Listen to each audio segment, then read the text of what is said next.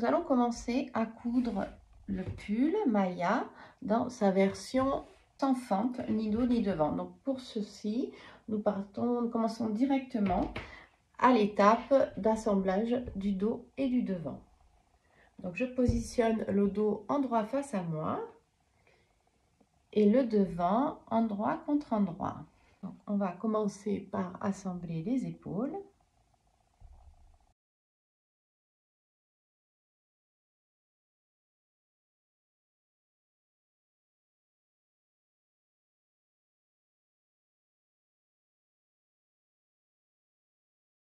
Ainsi que les côtés.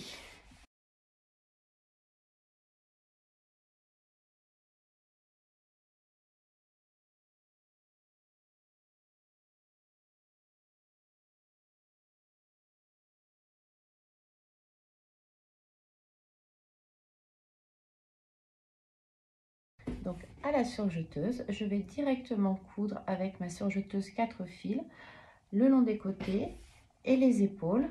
Donc les verres de couture sont de 6 mm qui correspond à la largeur de mon point de surjeteuse.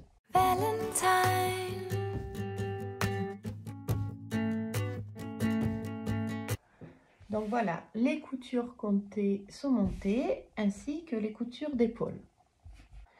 Donc maintenant, nous allons préparer le col. Donc là, en l'occurrence, c'est le col roulé.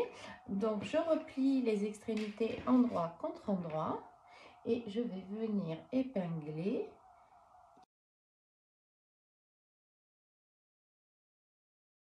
Je vais venir fermer cette couture à la surjeteuse. Donc maintenant, le col est fermé.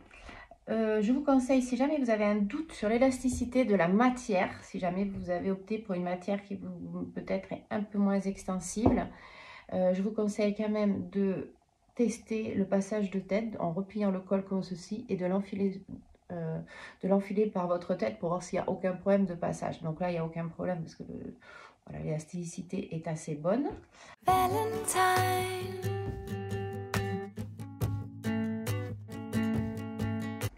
Donc ensuite, j'ai replié le col en son milieu avec le fer à repasser. Je récupère le corps qui est positionné comme ceci sur l'envers et je vais joindre la couture du col sur le cran milieu dos. Je l'aligne. Ensuite, je prends mes crans de milieu de col que je vais aligner au milieu devant. Et ensuite, je répartis le col sur l'encolure et j'épingle tout le tour.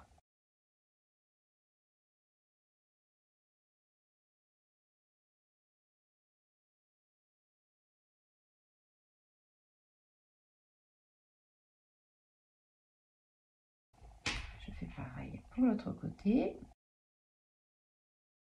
Et à la surjeteuse, je vais venir coudre cette couture.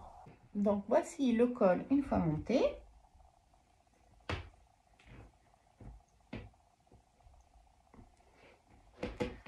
Voilà, votre col roulé est monté.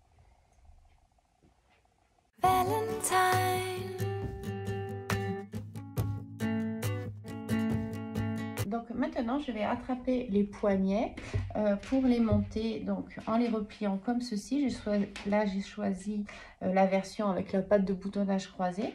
Donc l'idée, c'est de les replier comme ça en leur hauteur et de coudre les côtés. Donc dans la version des poignets qui n'ont pas de patte de boutonnage, contrairement à la version avec patte de boutonnage, on va les replier dans leur longueur. C'est-à-dire que le cran M en haut et en bas, on replie sur ces crans-là.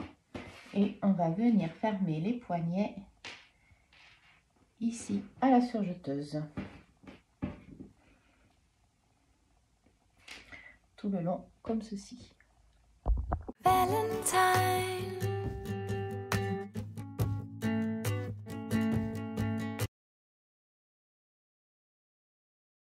Et je vais aller les repasser. Donc à présent, je vais préparer la croisure. Alors j'ai mon cran qui est ici, donc je vais croiser en alignant le bord sur le cran. Idem pour l'autre côté, en opposition.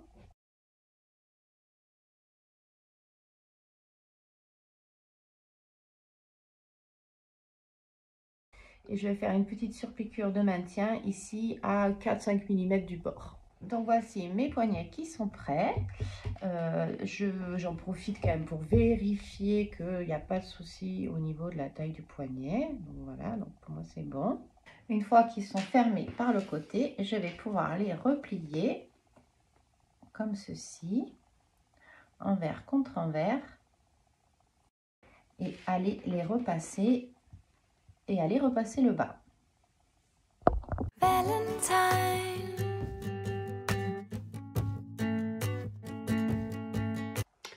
Donc à présent, nous allons pouvoir préparer le pli des manches.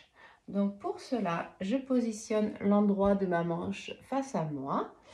Je repère, donc j'ai fait l'écran, donc là la craie ne tenait pas sur le tricot, donc j'ai fait des petits points vite fait à la main. Et je vais donc replier. Donc je vais replier le cran A qui est celui-ci. Donc pour le repérer, c'est celui qui est le plus près des deux crans du dos. Et je vais le positionner sur le cran A'. C'est le deuxième cran des deux qui sont rapprochés. Donc, comme là, on a le cran de pliure, je positionne comme ceci.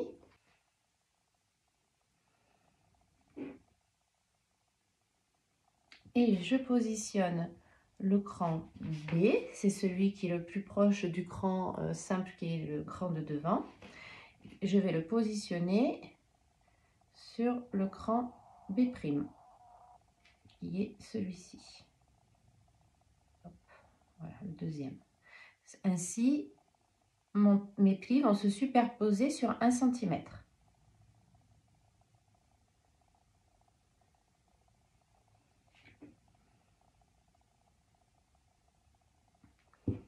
Voilà.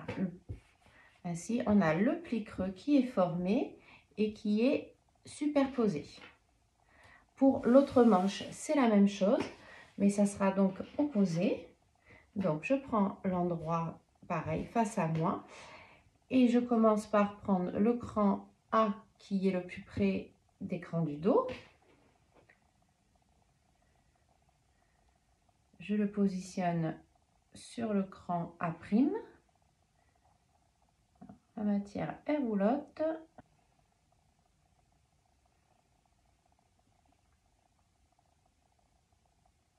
Et je prends le cran B qui est le plus près du cran simple qui représente le devant. Et je le positionne sur le cran B'. Donc j'aligne bien les lignes du bord.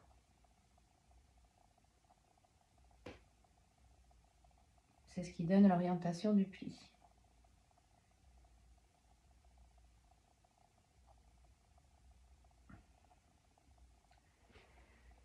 Donc voilà, mes crans se superposent. Donc le pli du devant superpose le pli du dos. Et je vais venir faire une piqûre de maintien ici à 3-4 mm.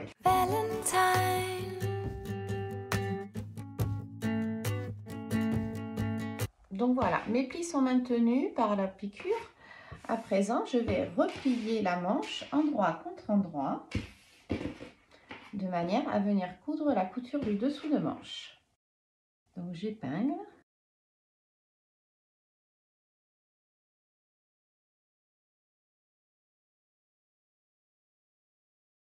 Je fais la même chose pour l'autre manche.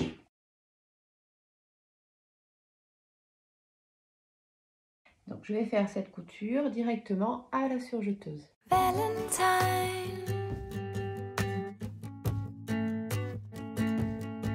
Donc maintenant que mes manches sont fermées, je vais donner un petit coup de fer à repasser pour bien aplatir la couture. Et ensuite je vais passer mes fils de fronce en faisant tout le tour du bas de manche. Donc un premier fil de fronce à 8 mm du bord et un deuxième 4 mm au-dessus du premier.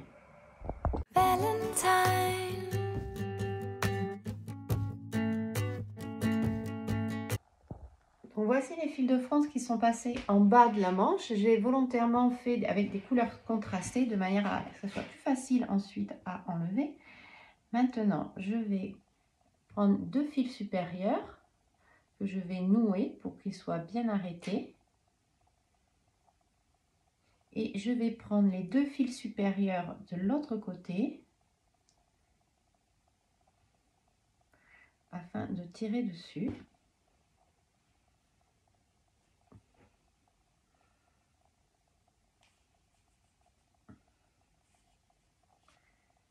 Jusqu'à obtenir la même mesure que le haut de mon poignet.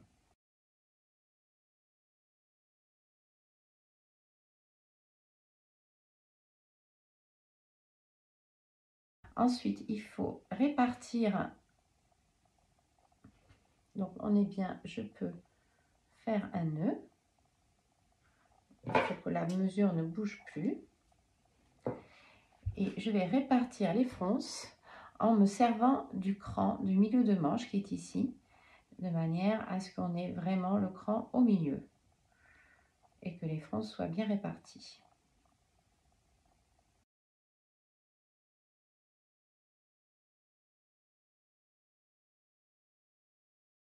Donc les fronces sont réparties et mon cran de milieu est bien au milieu de ma manche.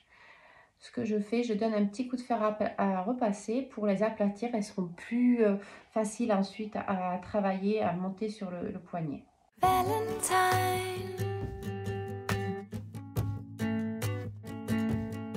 On va commencer par le montage de la manche droite. Pour opérer la manche droite, on se sert des 2 crans du dos qui sont là.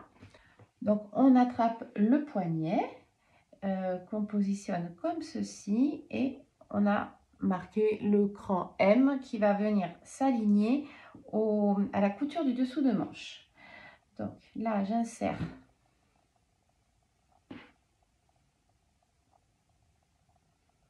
mon bas de manche, j'aligne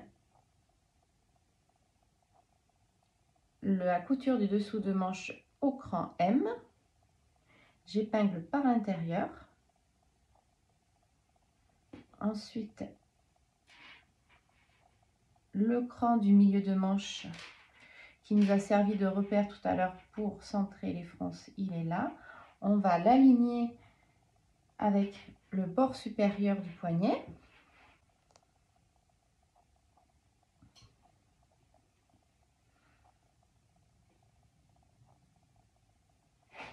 Voilà, et maintenant, j'épingle tout le tour.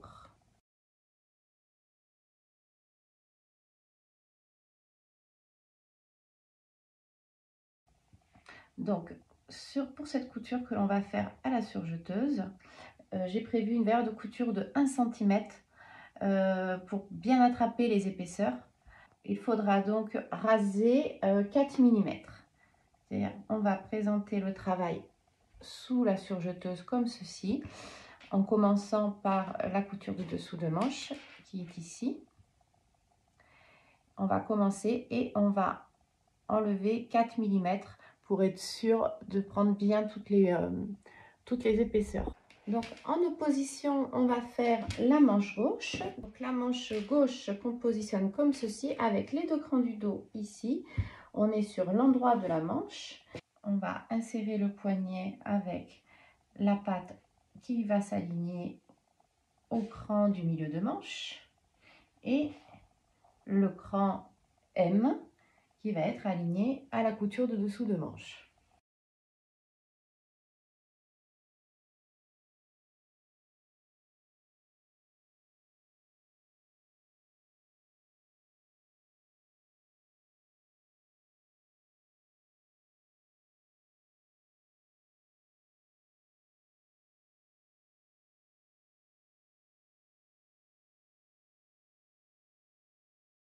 Le cran du milieu de manche, on l'aligne au bord de la patte.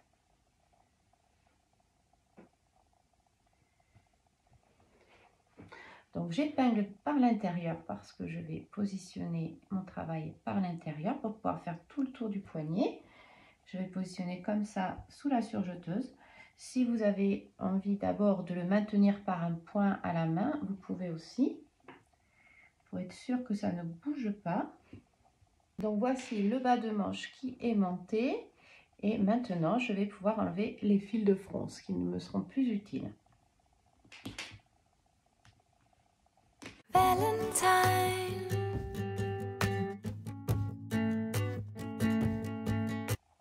À présent, je rabats les poignets vers le bas et je superpose ma patte de boutonnage. Et je vais pouvoir venir coudre mes boutons. Donc moi, je le ferai plus tard. Valentine.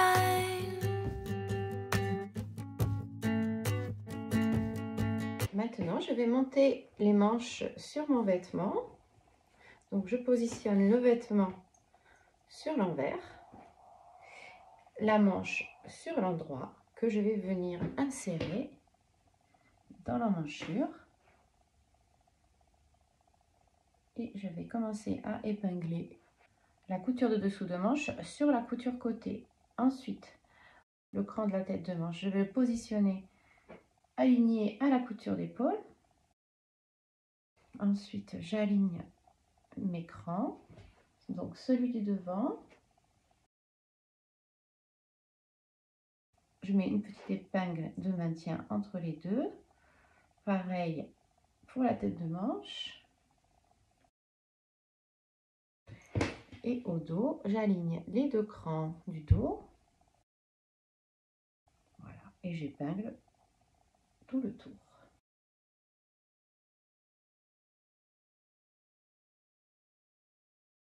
Je vais aller positionner mon emmanchure sous la machine et je vais piquer par l'intérieur, tout ça directement à la surjeteuse.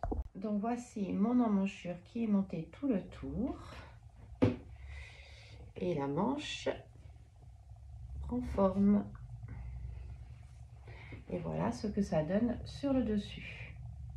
Donc on a le devant et le pli qui est comme ça et la patte qui se ferme vers l'arrière. Valentine.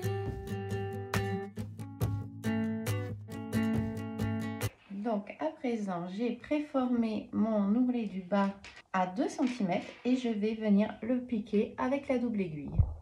Donc pour faire l'ourlet de finition, nous allons utiliser une aiguille double comme ceci, Special Stretch, que nous allons mettre à la place de l'aiguille simple. On l'enfile normalement comme une aiguille simple. Ensuite, l'idée c'est d'avoir 2 bobines roses. Donc quand on n'en a pas deux bobines de la couleur du tissu, quand on n'en a pas deux, l'astuce c'est de faire une canette qui remplacera la deuxième bobine. Je l'enfile normalement. Je le passe dans le petit crochet et j'enfile l'aiguille de gauche.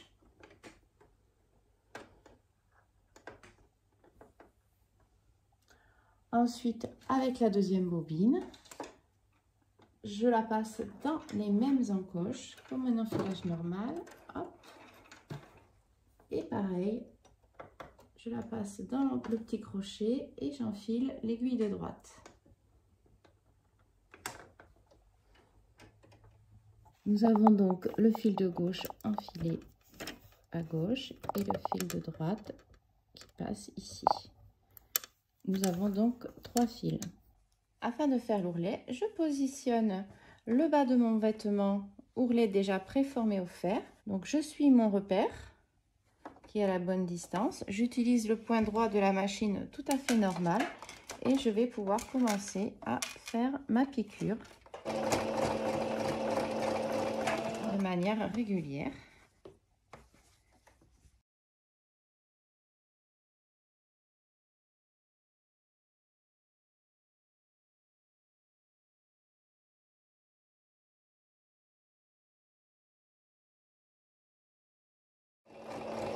Je viens rattraper le début de ma piqûre. Je superpose sur un petit centimètre. Pas besoin de point d'arrêt.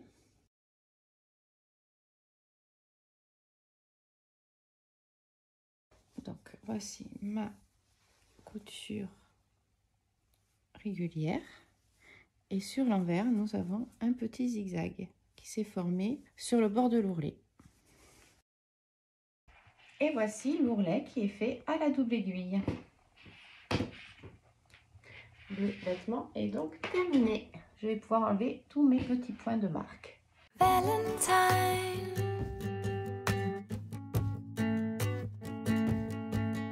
Donc nous allons commencer le montage de la fente devant avec la patte de boutonnage. Pour cela, je positionne mes deux bandes endroit face à moi et je vais les replier endroit contre endroit, comme ceci.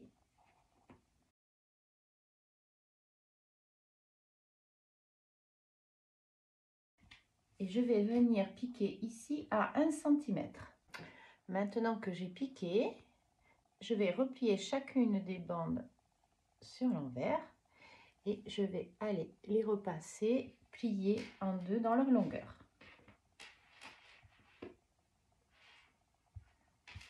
Et repasser comme ceci. Donc à présent mes bandes sont bien repliées en deux. Je vais positionner chacune à 2 cm du bas. Voilà, dans l'alignement de la première ligne. Donc la partie pliée sur l'extérieur et le bord accru le long du trait. J'épingle.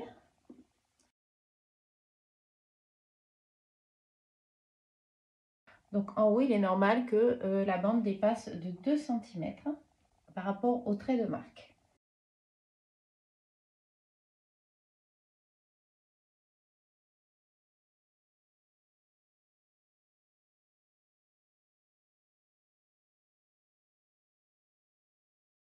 Je fais la même chose avec l'autre bande, donc la partie repliée, la partie cousue en bas, à 2 cm du bas. Et je l'épingle en l'alignant sur la deuxième ligne.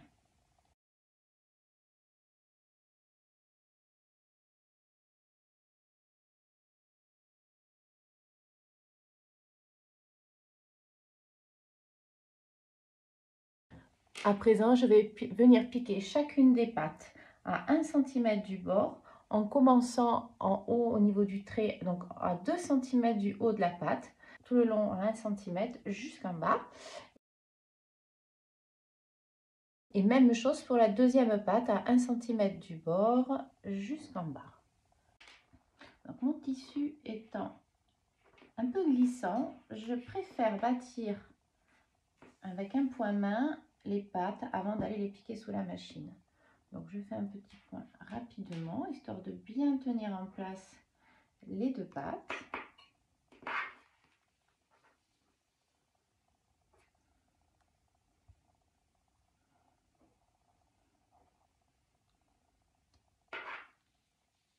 Donc maintenant que j'ai fait les deux piqûres, je peux enlever mon point de bâti.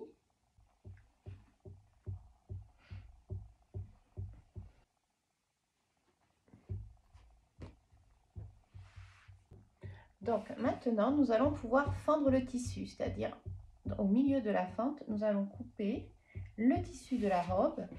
Et alors, on va marquer là à 2 cm l'endroit où nous avons arrêté les surpiqûres. Il ne va pas falloir couper jusqu'ici. Je vais m'arrêter 1,5 cm avant. Et je vais fendre au milieu et arriver à 1 cm. Je vais cranter en angle pour rejoindre la surpiqûre qui est ici, à ce niveau-là. Et je m'arrête à 1 mm. Et pareil de l'autre côté, je crante par le dessous, je crante en hirondelle en fait. Et je m'arrête avant la surpiqûre.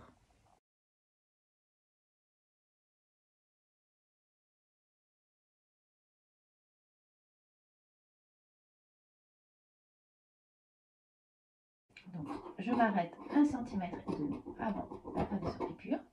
Donc, je soulève ma valeur de couture et je vais venir cranter en angle. Voilà. Pareil de l'autre côté.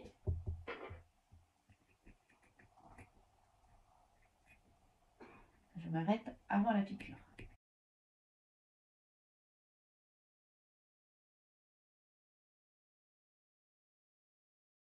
Donc maintenant, avec le fer à repasser, je vais aller rabattre mes pattes de boutonnage comme ceci, en positionnant la patte qui est le plus vers le devant, par-dessus celle qui est de l'autre côté, et je vais rentrer les deux pattes. Donc si si le haut de la fente est bien cranté, ça fait un angle parfait. Si ça fait un petit quick, c'est que c'est pas suffisamment cranté. Donc là maintenant, je vais aller repasser les pattes en couchant les valeurs de couture sur les côtés. Donc voici, mes pattes sont bien repassées à plat. Je les positionne bien comme il faut. Donc là, le petit triangle est rentré à l'intérieur. Je vais replier ma robe et je vais récupérer ce triangle avec les deux pattes que je vais venir maintenir par une piqûre avec le haut des deux pattes. J'épingle bien pour que ça ne bouge pas.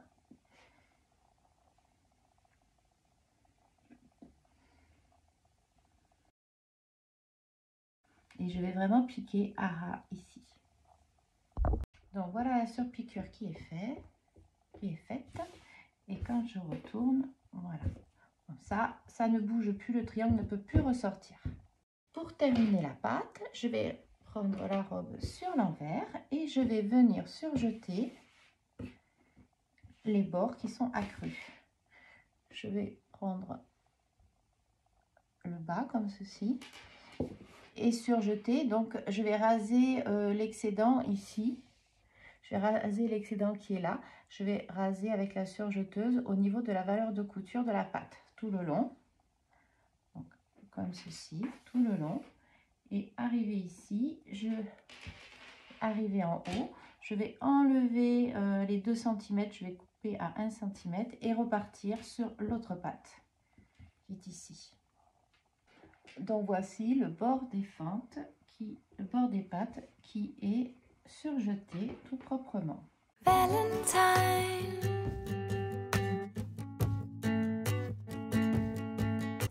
Donc pour ce modèle de robe avec la fente dos, nous allons voir comment monter la fente dos. Donc nous mettons notre morceau du dos en droit face à nous.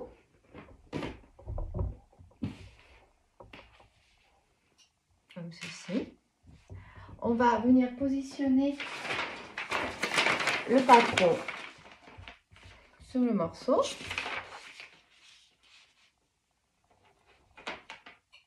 Afin de repérer le cran de la hauteur fente dos qui est ici. Et à partir de là, donc il faut qu'on soit bien sur le milieu. On aligne bien le côté et on va pouvoir tracer la fente. Donc là, je le fais à l'aide d'un stylo qui s'efface à la chaleur.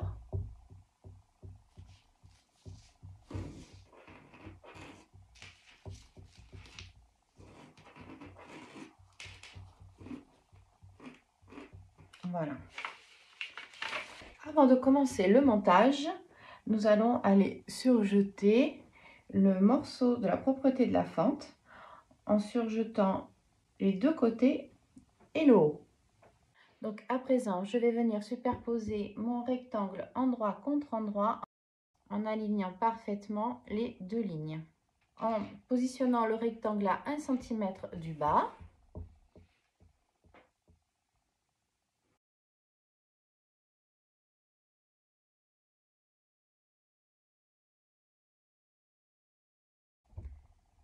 Je m'arrête en haut de la ligne qui est à 1,5 cm du bord. Je vais bien maintenir mon rectangle avec des épingles. J'enlève les épingles que j'ai mis sur la ligne parce qu'elles vont me gêner pour coudre.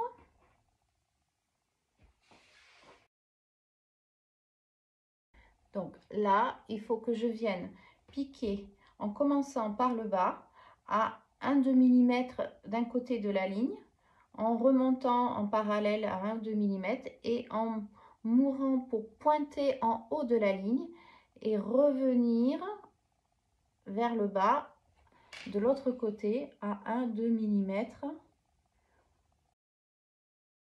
Donc voici la piqûre qui est faite de part et d'autre de la ligne de fente. J'enlève les épingles et je vais venir couper sur ma ligne en allant à 1 mm du bord. Il faut faire très attention de ne pas attraper la piqûre.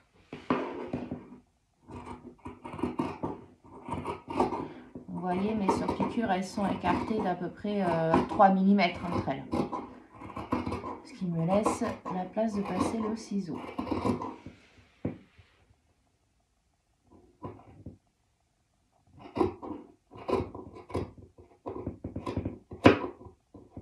À présent, avec le fer à repasser, je vais replier sur les crans qui sont ici, qui sont à 4 cm. Je vais replier au fer à repasser 4 cm.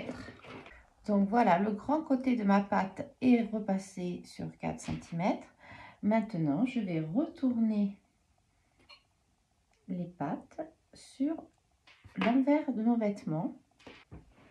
Donc, je retourne sur l'envers et je vais venir repasser le bord de cette pâte, de la pâte la plus étroite, bien bord à bord, voilà, de manière à ce qu'on ne voit pas la pâte sur l'extérieur.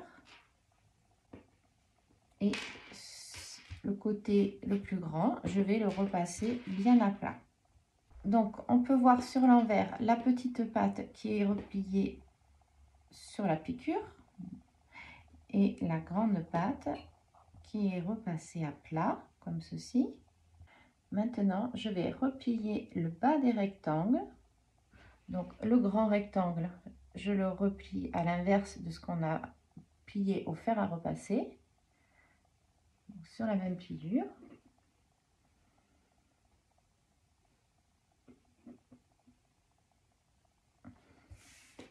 La pâte la plus étroite, je la replie endroit contre endroit. Donc on est en parallèle à 1 cm du bas.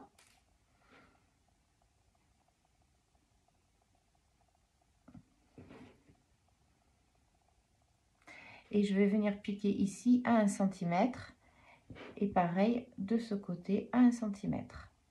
Voici la pâte en double qui est piquée sur toute sa longueur. Maintenant je peux retourner l'angle comme ceci. Et pareil de l'autre côté. Donc sur l'endroit, nous avons les deux pattes à la même longueur.